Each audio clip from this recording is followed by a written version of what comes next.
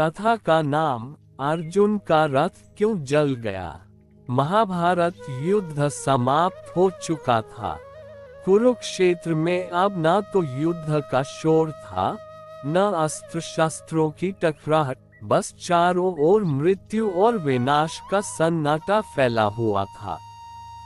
पांडवों ने विजय प्राप्त कर ली थी, पर यह जीत अपार दुख और हानि के बाद मिली थी। अर्जुन अपने रथ से उतरकर श्री कृष्ण के चरणों में प्रणाम करते हैं और कहते हैं, माधव, इस रथ ने युद्ध में मुझे हर बार विजय दिलाई। इसका आशीर्वाद और आपकी कृपा से ही मैं इतने महान योद्धाओं का सामना कर सका। मैं चाहता हूं कि यह रथ सदा के लिए स्मृति चिन्ह बनकर खड़ा रहे। श्री कृष्ण मुस्कुराए, पर उनकी आंखों में एक गंभीर रहस्य था। उन्होंने कहा, पार्थ, पहले तुम रथ से नीचे उतर जाओ। अर्जुन नीचे उतरे। फिर श्री कृष्ण ने स्वयं लगाम छोड़कर रथ से उतरते हुए आदेश दिया, हनुमान जी, अब आप भी इस ध्वज से प्रस्थान करें। ज्यों ही रथ के ध्वज से हनुमान जी अदृश्य हुए, श्री कृष्ण ने अर्जुन से दूर हटने को कहा। अर्जुन आश्चर्य में थे कि आखिर यह सब क्यों हो रहा है। तभी अचानक रथ में भीषण विस्फोट हुआ और वह आग की लपटों में घिर गया। कुछ ही क्षणों में वह भस्म हो गया। अर्जुन ये देखकर चकित रह गए। मधुसूदन, यह क्या हुआ? ये रथ तो पूरे युद्ध में मेरे साथ था, फिर अब क्यों जल गया?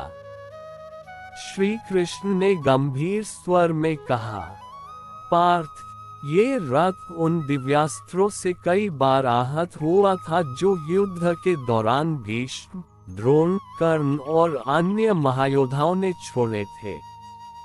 मैंने अपनी शक्ति से उन अस्त्रों का प्रभाव अभी तक रोके रखा था।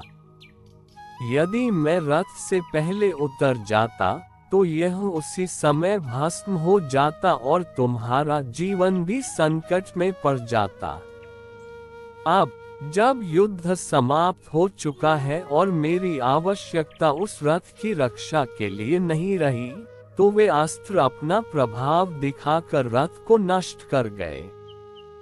अर्जुन को समझ आ गया कि उनकी विजय केवल उनके पराक्रम की नहीं, बल्कि श्री कृष्ण की कृपा और संरक्षण की देन थी।